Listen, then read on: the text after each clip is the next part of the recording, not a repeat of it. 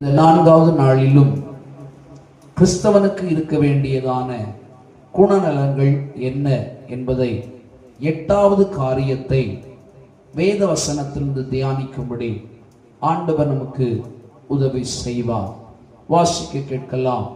எபிரேயர் 11வது அதிகாரம் அதனுடைய 24வது வசனமும் 25வது வசனத்தையும் 26வது வசனத்தையும் நாம் வாசிக்க கேட்கலாம். விசுவாசத்தினாலே மோசே தான் பெரியவன் ஆனபோது எனப்படுவதை வெறுத்து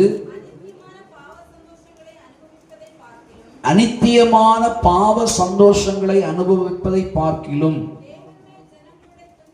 தேவனுடைய ஜனங்களோட துன்பத்தை அனுபவிப்பதை தெரிந்து கொண்டு இனிவரும் பலன் மேல் நோக்கமாயிருந்து எய்த்துள்ள பொக்கிஷங்களிலும் கிறிஸ்துவின் நிமித்தம் வரும் நிந்தையை அதிக பாக்கியம் என்று எண்ணினான். ஒரு அல்லேலூயா சொல்லுங்க பார்க்கலாம். அல்லேலூயா. முதல் சொன்னேன், ஆபிரகாமை போல பூரண விசுவாசியாய் இருக்க வேண்டும். இரண்டாவதாக ஈசாக்கை போல கீழ்ப்படுகிறவனாக இருக்க வேண்டும். மூன்றாவதாக யாக்கோவை போல தேவ தரிசனம் உள்ள மனிதனாய் இருக்க வேண்டும். நான்காவதாக ஏனோக்கை போல தேவனோடு சஞ்சரிக்கிறவனாய் இருக்க வேண்டும். ஐந்தாவதாக ஆபேலை போல தேவனுக்கு பிரியமான காணிக்கை செலுத்துகிறவனாய் இருக்க வேண்டும். ஆறாவதாக நோவாவை போல கர்த்தருடைய கட்டளைகளை செய்து முடிக்கிறவனாய் இருக்க வேண்டும். ஏழாவதாக யோசேப்பை போல கனிதரும் செடியாய் இருக்க வேண்டும். இன்றைக்கு 8வதாக மோசேயை போல அனித்தியமான பாவ சந்தோஷங்களை வெறுக்கிறவனாய் இருக்க வேண்டும். அல்லேலூயா, அல்லேலூயா. இந்த மோசேயை குறித்து நீங்களும் நானும் நன்றாய் அறிந்திருக்கிறோம். ஆதியாகமங்களை அந்த புஸ்தகத்துல நம்ம திருப்பி பார்க்கிற வேளையில அங்கே சில காரியங்களை நமக்கு தெளிவாக வேதம் நமக்கு சொல்லுகிறது. மோசே அவன் பிறந்து அழகுள்ளவனாய் காணப்படுகிறான். அதனால அவனை இழக்கிறதற்கு அவர்கள் விரும்பல. வீட்டில் உள்ளவங்க இந்த பிள்ளையை இழக்கிறதுக்கு விரும்பல. என்ன நடக்க அப்படின்னா, கட்டளைகள் மிகவும் கடினமாயிருக்கிறது. பிள்ளையை கொலை செய்யணும். ஆனாலும் கடைசியில முடிஞ்ச அளவு பாதுகாக்கிறாங்க. முடியாத போது மோசேயினுடைய தாய் நாணல் பெட்டியை செய்து அதற்கு உள்ளும் புறமும் கீழ் பூசி அதை நதியிலே விடுகிறாள். அவனுடைய சகோதரி, மோசேயினுடைய சகோதரி என்ன செய்யுது அப்படின்னு சொல்லி பின்னாடி நின்று பார்த்து நிற்கிறா. அது இப்ப போய் சேர்ந்த இடம் பார்வோனுடைய குமாரத்தை ஸ்தானம் பண்ணுகிற இடம். அந்த இடத்துல வந்தபோது அங்கே அவள் ஸ்தானம் பண்ணி கொண்டிருக்காள். சத்தம் கேட்கிறது. என்னன்னு பார்த்தா பிள்ளை. அந்த பிள்ளையை எடுத்துட்டு வர சொல்லி அந்த பிள்ளையை தனக்காக வளர்க்கிற ஒரு ஆளை தேடும் போது அவள் அந்த இடத்திலே சொல்லுகிறாள், அந்த பிள்ளையாண்டனை வளர்த்து தருவதற்கு நான் ஒரு தாயை கூட்டிக் கொண்டு வரட்டுமா அப்படின்னு சொல்லி கேட்ட பொழுது உடனடியாக அங்கே சரி என்று சொல்லப்படுகிறது. அந்த இடத்திலே மோசே வளர்க்கப்படுவதை நாம் பார்க்கிறோம். ஒரு அல்லேலூயா சொல்லுங்க பார்க்கலாம். அல்லேலூயா. அது மட்டுமல்ல, மோசேயினுடைய பின்னணியை பார்த்தீங்கன்னா சகல சாஸ்திரங்கள் சகல காரியங்களிலும் அவன் தேறினவனாக அவன் அரண்மனையிலே வளர்க்கப்படுகிற ஒரு அனுபவத்தை பார்க்க முடிகிறது. இன்னைக்கு நான் ஒரு காரியத்தை உங்களுக்கு சொல்றேன். அதாவது பணம் இருக்கிற இடத்துல அதிகமான பாவ வாழ்க்கை இருக்கும். அவர்கள் ஆவிக்குரியவர்கள் அல்லாத பட்சத்துல அதிகமான பாவ வாழ்க்கை இருக்கும். நான் சமீபத்தில் ஒரு காரியத்தை பார்த்தேன். ஒரு வீட்டில் ஒரு ஃபங்க்ஷன். அந்த வீட்டில் உள்ள ஃபங்க்ஷன். ஆனால் அந்த வீட்டில் சிலர் மனம் திரும்பவில்லை, சிலர் ரட்சிப்பின் அனுபவங்கள் பெறவில்லை.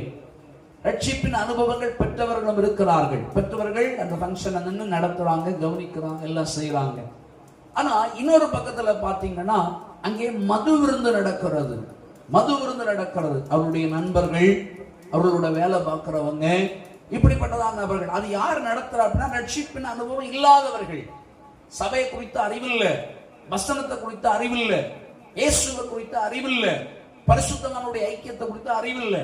அப்படிப்பட்டவர்கள் என்ன செய்கிறார்கள் என்றால் அங்கே மது விருந்து தனியாக அதற்காக ஆயத்தப்படுத்தி நடந்து கொண்டிருக்கிறது. அப்ப நான் என்ன சொல்ல வர்றேன் அப்படின்னா, ஆவிக்குரிய தேவனுடைய பிள்ளை, ரட்சிக்கப்பட்ட பிள்ளைக்கு அதுல சம்பந்தம் இல்லை. ஹல்லேலூயா. பாவ சந்தோஷத்தை அனுபவிப்பதை ரட்சிக்கப்பட்ட பிள்ளை வெறுக்கணும்.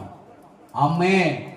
சில நேரம் சொல்லுவாங்க, டேய் என்ன எள்ளு போல கொஞ்சம் பயன்படுத்திக்க, கொஞ்சம் மதுபானம் குடி, கொஞ்சம் வீர தானடா, கொஞ்சம் குடிடா அப்படின்னு சொல்லி தொடங்குவாங்க. ஒரு அருமையான சகோதரத்துல ஒரு நாள் ரொம்ப கோவப்பட்டு நிறைய நாள் ஜெபம் பண்ணி இருக்கிறேன், அவர் மதுபான பழக்கத்திலிருந்து விடுதலையாக்கப்பட வேண்டும் என்று சொல்லி கோபத்துல ஒரு நாள் திட்டுன்னு பார்த்துக்கிடுங்க. திட்டுன உடனே அவர் என்ன சொன்னார் தெரியுமா? நான் என்ன வேணும்னா செய்யறேன். எப்படி? நான் என்ன வேணும்னா செய்யறேன், எப்படா இதுல இருந்து ஒளிஞ்சு போலாம் அப்படின்னு நினைச்சிட்டு இருக்கேன், நீங்க திட்டிட்டு இருக்கிறீங்க அப்படின்னு. அடுத்து கொஞ்சம் சால்வா பேச ஆரம்பித்தது எப்படி ஆரம்பிச்சதுன்னு கேட்டா, அது நண்பர்களுடைய கம்பல் பண்ணாங்களாம். அவருடையதான தொந்தரவு தாங்க முடியாம, டேய் நீயும் நம்முடைய கூட்டத்தில் இருக்கிற, நீ மட்டும்தான் இப்படி இருக்கிற, சரி ஓகே நாங்க மற்ற காரியத்தெல்லாம் சாப்பிட்றோம், பெரிய பெரிய மதுபானங்களை நாங்க அருந்துறோம், நீ உனக்கு பீர் எடுத்து தரேன் அது மட்டும் கூடி அப்படின்னு. அதுல போதை இல்லையா? அதுல போதை இல்லை, அது சரத்துக்கு தீங்கு விளைவிக்காத, அதுல ஒன்றும் பிரச்சனை கிடையாது அப்படின்னு சொல்லி ஆரம்பித்தது இன்றைக்கு என்னுடைய வாழ்க்கையை அழிக்கிறதற்கு அனுகூலமாக அது வந்து நிக்குது. அந்த அளவுக்கு என்ன அது மோசப்படுத்திடுச்சு அப்படின்னு சொல்லி அவர் சொல்லி வருத்தப்படுகிறார். அதை விடணும் நினைக்கிறேன், அது ஒட்டுண்ணி மாதிரி என்ன விடாம துரத்திட்டே இருக்குது. ஒரு அல்லேலூயா சொல்லுங்க பார்க்கலாம். அல்லேலூயா. அருமையான தெய்வ பிள்ளைகளே, ரட்சிக்கப்பட்டதான தேவனுடைய பிள்ளைகள் பாவ சந்தோஷத்தை அனுபவிப்பதற்கு ஒருபோதும் பிரயாசப்படக்கூடாது. ஆமென். ஹல்லேலூயா. இந்த மோசே குறித்து நம்ம இப்பதான் வாசித்தோம். இந்த வசனத்தை 25வது வசனத்தை வாசிங்க பார்க்கலாம். 24வது வசனத்தை வாசிங்க பார்க்கலாம். விசுவாசத்தினாலே மோசே பெரியவனான போது பார்வோனுடைய மகன் சொல்வதற்கே, குமார்த்தியுடைய மகன் சொல்றதுக்கே அவனுக்கு விருப்பம் இல்லை, அதை வெறுக்கிறான். 1 2 அநித்தியமான பாவ சந்தோஷங்களை வெறுக்கிறான். ஒரு அல்லேலூயா சொல்லுங்க பார்க்கலாம்.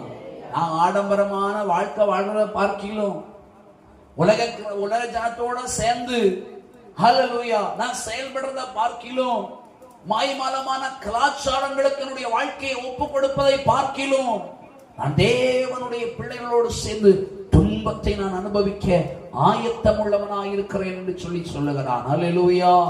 அடுத்து சொல்றான், இனி வரும் பலன் மேல் நோக்கமாயிருந்து எய்த்தில் உள்ள பொக்கிஷங்களிலும் கிறிஸ்துவின் நிமித்தம் வரும் நிந்தையை, அந்த பொக்கிஷத்தை பார்க்கிலும் எனக்கு ஆண்டவர் மூலமா கிறிஸ்து மூலமா வர்ற நிந்தனை எனக்கு பாக்கியம். ஒரு அல்லேலூயா சொல்லுங்க பார்க்கலாம். இந்த அறிவு எல்லாருக்கும் இருக்காது. இந்த நிலையில தங்களை எல்லாரும் ஒப்பு கொடுக்கப்பட மாட்டார்கள். இன்னைக்கு பார்த்துக்கிடுங்க, மேக்சிமம் 90% மனிதர்கள் ரட்சிக்கப்படுவதனுடைய நோக்கம் என்ன தெரியுமா? ஆண்டவரை சொந்த ரட்சகராக ஏற்றுக்கொள்வதனுடைய நோக்கம் என்ன தெரியுமா? நான் கிறிஸ்தவனா மாறினா என் பேய் போகும், நான் ஆவிக்குரியவனாக மாறினா என் நோய் போகும், நான் ஆவிக்குரியவனா மாறினா என்னுடையதான கடன் தீரும், என் பிரச்சனை தீரும். இப்படிப்பட்டதான சிந்தையோடு தான் இன்னைக்கு 90% மக்கள் கிறிஸ்தவத்தை தழுவுவதற்கு தங்களை ஒப்புக் கொடுக்கிறார்கள். ஆனால் பாருங்க, அதை தாண்டி அது நடக்காத நல்ல, கண்டிப்பா அது நம்முடைய வாழ்க்கையில் நடக்கும். ஆனா அதை தாண்டி ஒரு மேன்மையான ஒரு அனுபவம் இருக்கிறது. என்னன்னா, பாடுகளுக்கு பங்காளி. ஹல்லேலூயா. பாடுபடுகிறவன் தான் ஆண்டவருடைய ஆசீர்வாதத்துக்கு பங்காளி, ஆண்டவருடைய உடன் சுதந்திரனாக மாற முடியும். இன்னைக்கு நீங்க என்ன செய்யணும் அப்படின்னா, பாவ சந்தோஷங்களை தெய்வ பிள்ளைகள் நீங்கள் வெறுத்துத்தான் ஆக வேண்டும். ஹல்லேலூயா. மார்க் 6ஆம் அதிகாரம் அதனுடைய 22வது வசனத்தை வாசியுங்கள். மார்க் 6ஆம் அதிகாரம் அதனுடைய 22வது வசனத்தை வாசியுங்கள் பார்க்கலாம். Praise the Lord. வாசிங்க. ஏரோதியாளின் குமாரத்தி சபை நடுவே வந்து நடனம் பண்ணி ஏரோதுவையும் அவனோடு கூட பந்தி இருக்கிறவர்களையும் சந்தோஷப்படுத்தினாள்.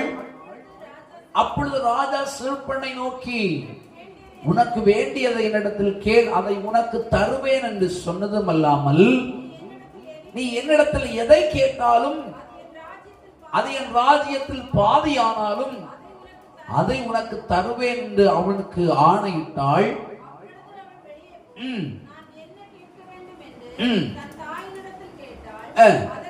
அதற்கு அவள், யோவாஸ்தானுடைய தலையை கேள் என்றாள். ஒரு அல்லேலூயா சொல்லுங்க பார்க்கலாம். ஹல்லேலூயா. இங்கே யோவானை குறித்து வேதம் சொல்றது, யோவான் நீதியும் பரிசுத்தம் உள்ளவன். இத ஏரோது அறிந்திருந்தான். ஏரோது இடத்துல ஒரு நாள் பேசும் பொழுது சொல்றான், ஏரோதுடைய பாவத்தை சுட்டி காட்டுறான். ஏரோதே, நீ உன் சகோதரனுடைய மனைவியை வைத்திருக்கிறது தப்பு, ஆண்டுடைய பார்வையிலே அது குற்றம் அப்படின்னு சொல்லி சொன்ன உடனே ஏரோதுக்கு கொஞ்சம் கோபம் வந்துடுச்சு. இந்த யோவானை பிடிச்சு சிறைச்சாலையில போடுகிறதை நாம் வேதத்திலே பார்க்க முடிகிறது. சிறைச்சாலையில இருக்கிறான். அப்போ இவனோடு பாவம் செய்வதற்கு தடையாக யார் இருக்கு அப்படின்னா பரிசுத்தவானாகிய யோவான். அதனால இவனுடைய தடை நம்மகிட்ட மாறுச்சுன்னா பாவத்தை செய்யலாம். இன்னைக்கு நீங்க பாருங்க, அருமையான குடும்பஸ்தர்கள் குடும்பமாய் ஜீவித்துக் கொண்டிருப்பார்கள். திடீர்னு சொல்லி புருஷனுக்கு வெளிநாட்டுல வேலை, இல்லைன்னா கேரளால வேலை, எங்கேயாச்சும் ஒரு இடத்துல வேலைக்கு தூர தேசத்துக்கு போயிட்டாரு. ஆனால் இங்கே வீட்டுக்குள்ள இருக்கிறதான மனைவிமார்கள் பிசாசினாலே இச்சிக்கப்படுகிறார்கள். நம்ம பேப்பர்ல பார்க்கிறோம், கள்ள தொடர்புகளில் சிக்கிறாங்க. கடைசியில் அவங்க மனசுக்குள்ள என்ன ஏன் பண்றாங்கன்னா, கள்ள தொடர்பு நமக்கு நீடிக்கணும் அப்படின்னா இடைஞ்சலா இருக்கிறது யாரு? உடனடியாக சில இடங்கள்ல புருஷன் இடைஞ்சலா இருக்கிறான். அப்போ அவனை தீர்த்துக்கிட்டனா நம்முடைய இடைஞ்சல் மாறுச்சது அப்படின்னு நினைச்சு கொலை செய்து 2 வாழ்க்கையை இழந்து போகிற நபர்கள் உண்டு. ஒரு அல்லேலூயா சொல்லுங்க பார்க்கலாம். அல்லேலூயா. இங்கேயும் அவன் அப்படிதான் யோசிக்கிறான். இப்ப யோவான் தான் இடைஞ்சலா இருக்கிறான். இவனை தீர்த்துட்டா எங்களுக்கு எந்த பிரச்சனையும் பாவம் செய்யறதுக்கு இல்ல அப்படின்னு சொல்லி பிளான் பண்ணி தந்திரமாய் கேட்கிறாள்.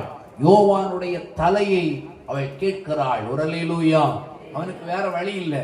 எல்லா நபர்களுக்கு மத்தியில் அவன் வாக்கு கொடுத்துட்டான். இப்போ யோவானுடைய தலையை கொண்டு வர கட்டளை கொடுக்கிறான். இங்கே யோவானுடைய தலை சிரச்சேதம் பண்ணப்படுகிறதை நாம் பார்க்க முடிகிறது. அருமையான தேவனுடைய பிள்ளைகளே, அநித்தியமான பாவ சந்தோஷம் நம்முடைய வாழ்க்கையில ஒருபோதும் இன்பத்தை கொண்டு வராது. ஒருபோதும் நிரந்தரமான சந்தோஷத்தை நம்முடைய வாழ்க்கையிலே கொடுக்க முடியாது. அது அற்ப சந்தோஷத்தை தான் நமக்கு கொண்டு வரும். ஆனா பைபிள் சொல்லு, பாவத்தின் சம்பளம் மரணமாயிருக்கிறது. மரணத்துக்கு நேராக நம்மை நடத்த பாவத்துக்கு வல்லமை உண்டு. அதனால தேவனுடைய பிள்ளைகள் அநித்தியமான பாவ சந்தோஷங்களை வெறுக்கிறவர்களாக காணப்பட வேண்டும். ரோமர் 6ஆம் அதிகாரம் அதனுடைய 12வது வசனத்தை வாசிக்கும் பொழுது சொல்லும் போது பைபிளை கொஞ்சம் புரட்டி பாருங்களேன். ரோமர் 6ஆம் அதிகாரம் அதனுடைய 12வது வசனத்தை ஒரு ஆள் வாசிக்க கேட்கலாம். ஆகையால் நீங்கள் சரீர இச்சைகளின்படி பாவத்துக்கு கீழ்ப்படியத்தக்கதாக சாவுக்கேதுவான உங்கள் சரீரத்தில் பாவம் ஆளாதிருப்பதாக. ஒரு அல்லேலூயா. அடுத்த வசனத்தை கூட வாசிச்சிருங்க. நீங்கள் உங்கள் அவயவங்களை அநீதியின் ஆயுதங்களாக பாவத்திற்கு ஒப்புக்கொடாமல் உங்களை மரித்தோர்ந்து பிழைத்திருக்கிறவர்களாக தேவனுக்கு ஒப்பு கொடுத்து உங்கள் அவயவங்களை நீதிக்குரிய ஆயுதங்களாக தேவனுக்கு ஒப்பு கொடுங்கள். பிரைஸ் எல்லாம். அப்படின்னா பைபிள் என்ன சொல்லுது? சரீர இச்சைகளுக்கு நம்முடைய சரீரம் என்ன செய்யக்கூடாது? ஒப்பு கொடுக்க கூடாது. பாவத்துக்கு நம்ம கீழ்ப்படிய கூடாது. ஒரு அல்லேலூயா, அல்லேலூயா. பாவத்துக்கு நம்ம எப்பவும் நம்ம கீழ்ப்படுகிறவர்களாய் காணப்படக்கூடாது. பைபிள் சொல்லுது, உங்கள் அவயவங்களை அநீதியின் ஆயுதங்களாக பாவத்திற்கு ஒப்புக்கொடாமல் உங்களை மரித்தோரிலிருந்து பிழைத்திருக்கிறவர்களாக தேவனுக்கு ஒப்புக் கொடுத்து உங்கள் அவயவங்களை நீதிக்குரிய ஆயுதங்களாக தேவனுக்கு ஒப்புக் கொடுங்க. அப்ப நம்முடைய சரீரம் தேவனுடைய ஆலயம். இந்த சரீரம் பாவம் இல்லாததாய், குற்றம் இல்லாததாய், குறை இல்லாததாய் தேவனுக்கு ஒப்புக் கொடுக்கப்பட வேண்டும். பிரைஸ் அல்லாஹ், பிரைஸ் அல்லாஹ்.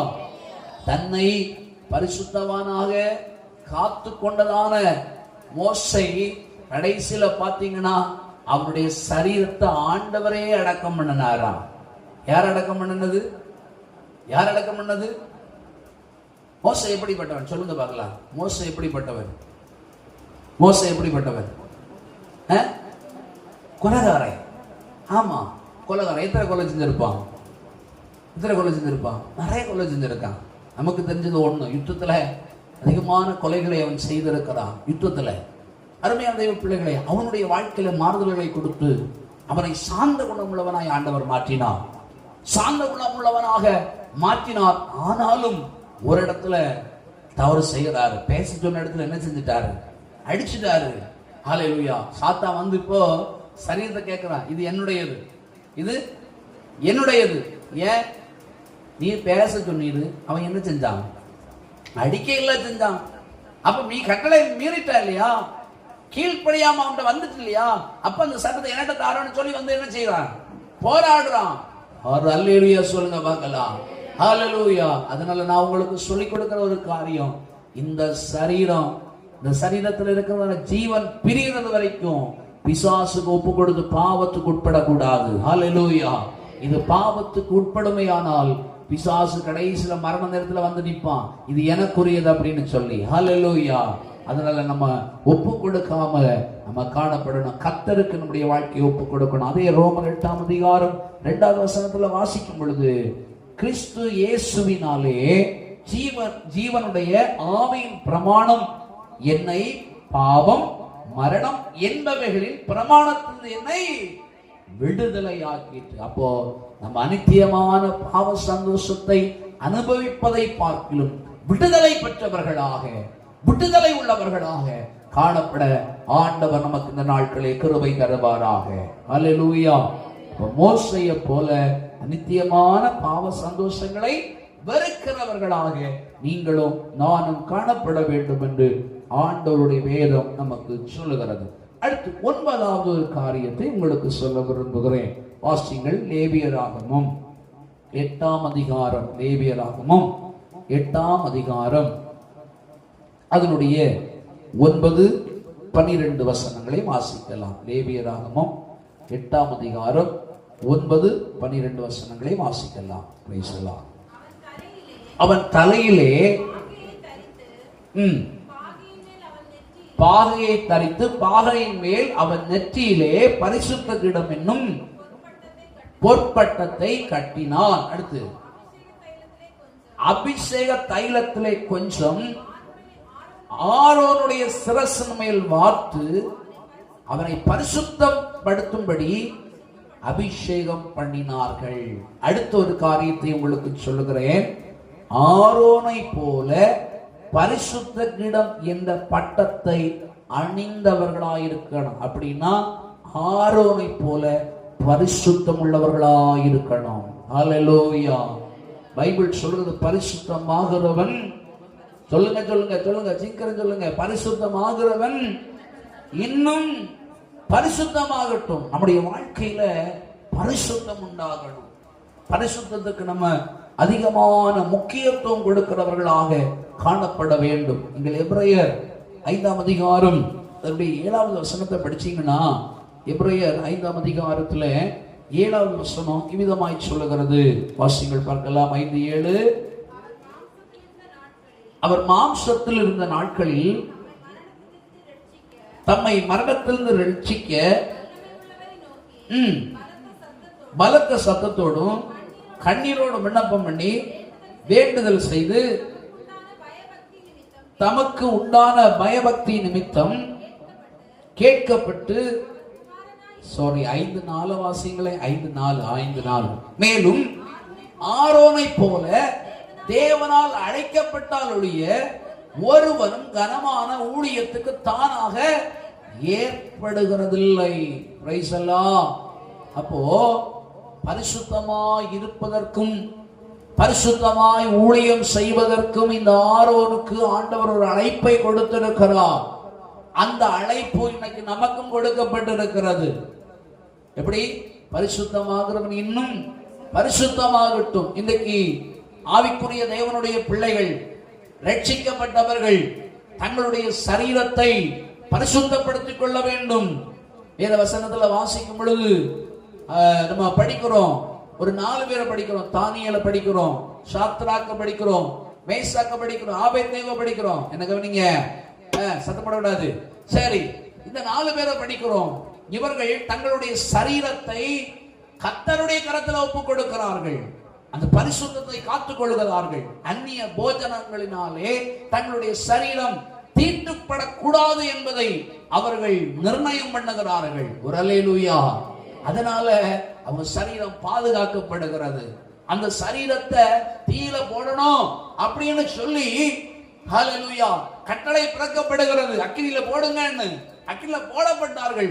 அந்த அக்கினி அவர்களை பலவந்தம் செய்ய முடியவில்லை, அவர்களை மேற்கொள்ள முடியவில்லை. காரணம், அவர்களுடைய சரீரம் பரிசுத்தம் உள்ளதாக இருந்தது. பரிசுத்தத்திற்கு அது ஒப்பு கொடுக்கப்பட்டதாக இருந்தது. ஒரு அல்லேலூயா சொல்லுங்க பார்க்கலாம். பரிசுத்தவான்கள் இருக்கிற இடத்துல கர்த்தர் உண்டு, பரிசுத்தம் இருக்கிற இடத்துல கர்த்தர் உண்டு. பரிசுத்தம் இல்லைன்னா ஆண்டவரை தரிசிப்பதற்கு முடியாது, அது கூடாத காரியமாக இருக்கிறது. இன்னைக்கு பரிசுத்தத்தை நம்முடைய வாழ்க்கையில பெற்றுக்கொள்ளணும். கொலோசியர் 3ஆம் அதிகாரம் அதனுடைய 12வது வசனத்தை நீங்க படிச்சீங்கன்னா வாசிங்க பார்க்கலாம். ஒரு ஆள் கொலோசியர் 3ஆம் அதிகாரம் அதனுடைய 12வது வசனத்தை வாசிங்க. ஆகையால்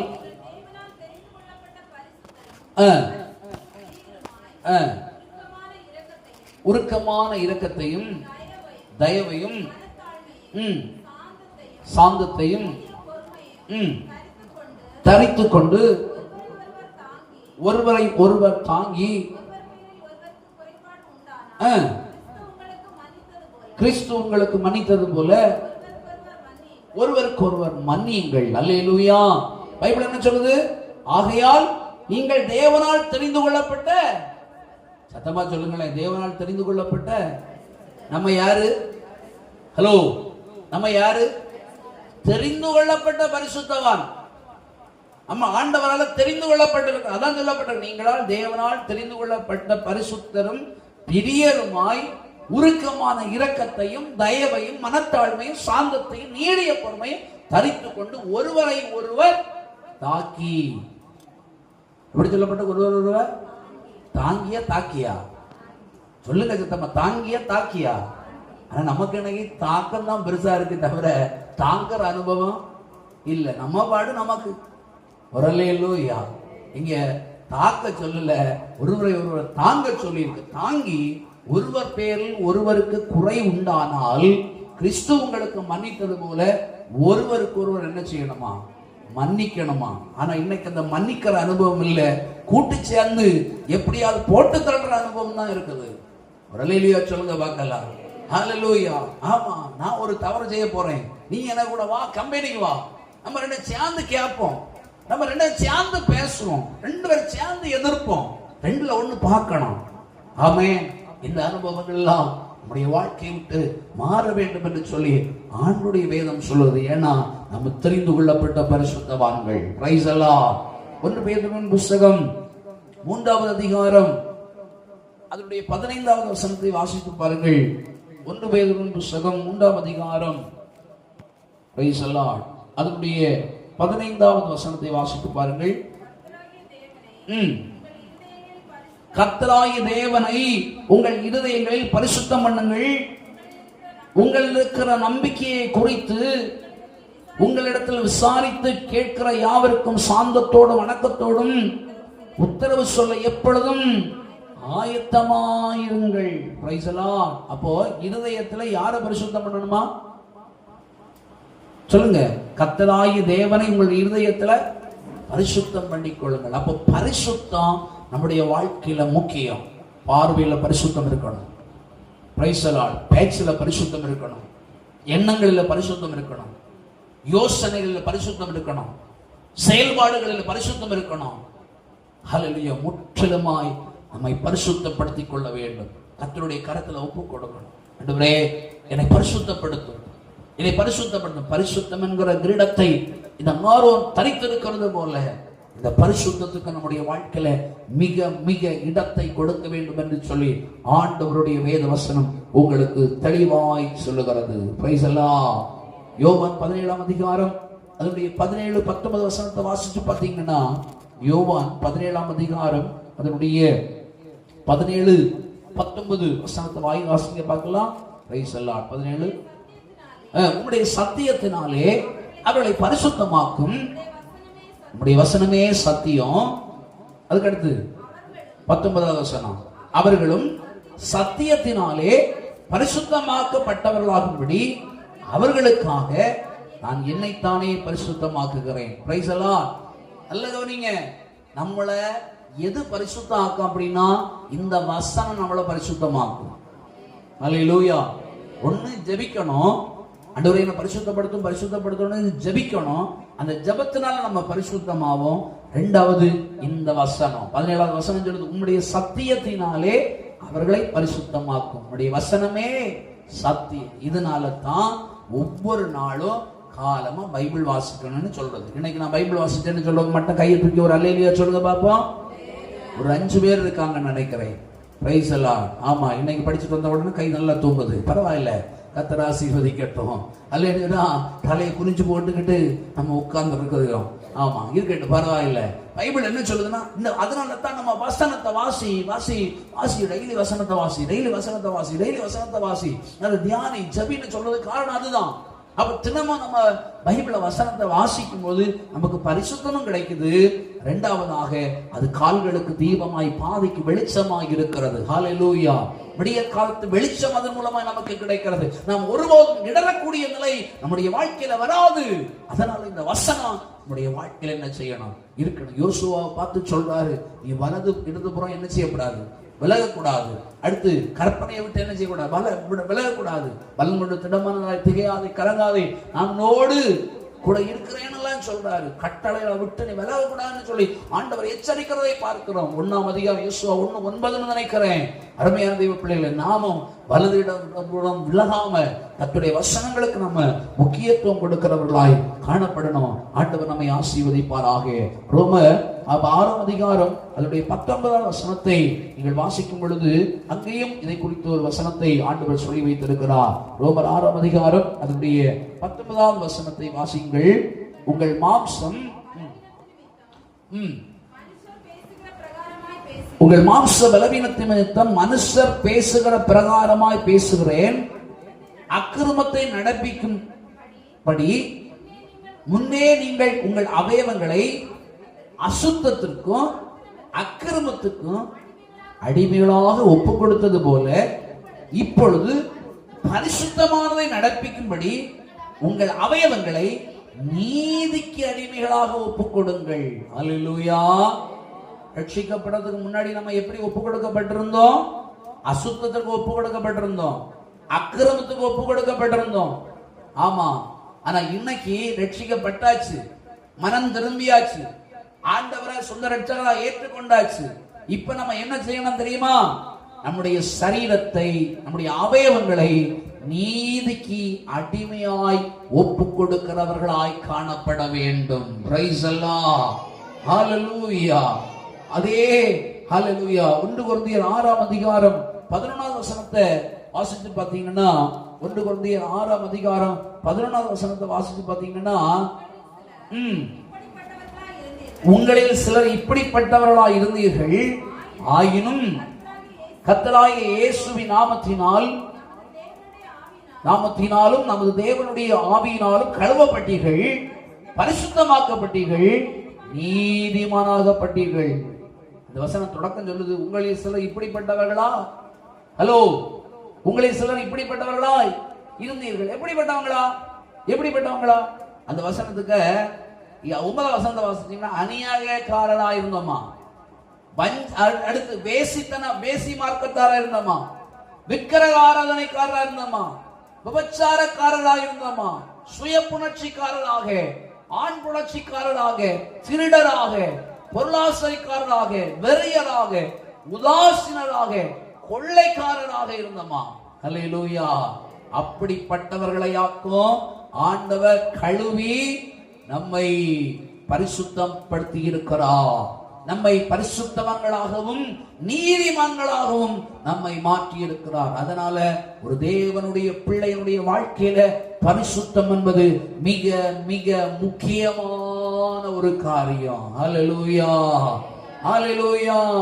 அப்ப பைபிள் சொல்லுது, ஆரோனை போல பரிசுத்தம் உள்ளவனாக நாம் காணப்பட வேண்டும். இன்னைக்கு 2 காரியங்களை ஆண்டவர் உங்களுக்கு கற்றுக் கொடுத்திருக்கிறார். ஒன்று, மோசேயை போல அநித்தியமான பாவ சந்தோஷங்களை வெறுக்கிறவராய் இருக்கணும்.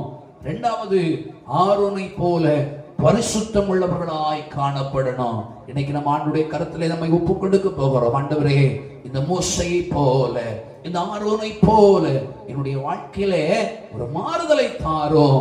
மோசேயை போல பாவ சந்தோஷத்தை என்ன செய்யணும்? வெறுக்கணும். ஆரோனை போல பரிசுத்தத்தை வாஞ்சிக்கணும். இன்னைக்கு ஜெபிக்கிற பிள்ளைகளுக்கு அந்த கிருபைகளை தருவாராக. தொடர்ந்த வார்த்தையின் மூலமாய் ஆண்டவர் நம்மை ஆசீர்வதிப்பார். எல்லாரும் அப்படியே ஜெபத்தில் அமரலாம்.